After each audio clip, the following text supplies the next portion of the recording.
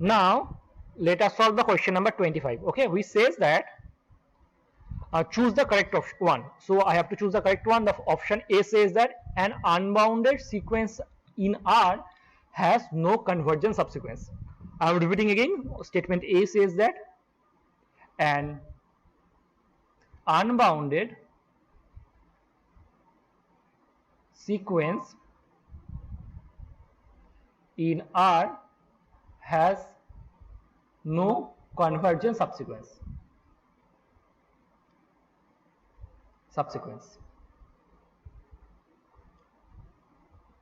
Okay, so let us justify this option whether this is true or false. For this, I am considering a sequence. First I choose 0, then I choose 1, then I choose 0, then I choose 2, then I choose 0, then I choose 3, then I choose 0, then I choose 4, and so on.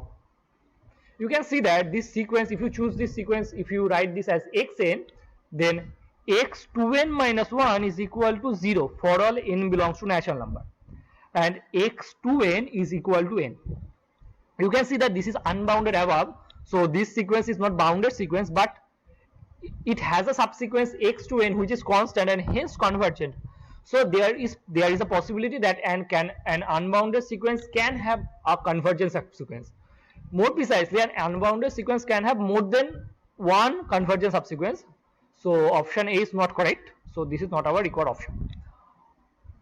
Option B says that an unbounded sequence in R may have a convergent subsequence. So this is our correct option. You see that. So let us also justify the option C and option D.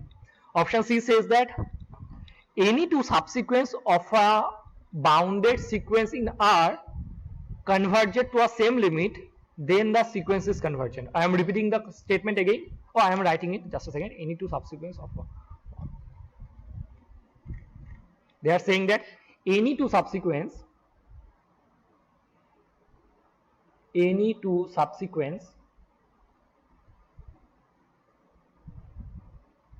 of a bounded sequence converges to same limit, then the sequence must be convergent.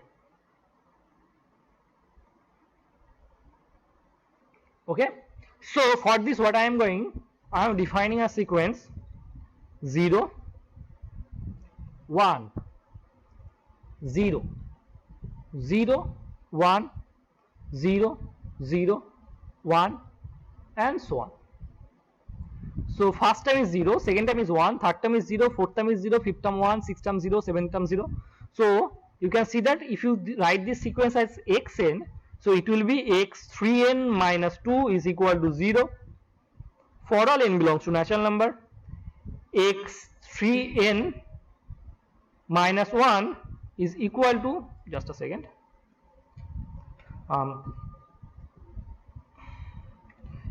what I am saying, x3n minus 2 is equal to 0 for all n belongs to natural number, x3n minus 1 is equal to 1 for all n belongs to natural number, and x3n is equal to 0 for all n belongs to natural number. You can see that this sequence is bounded and these two subsequence converges to same limit 0, but it is not convergent as there exists another subsequence which converges to another different limit. Hence I can say that this option is not correct. Okay, so now let's just talk about the option D.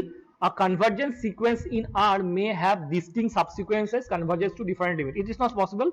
We know that if any sequence convergent, then all of its subsequence converges to the same limit. So again this is false.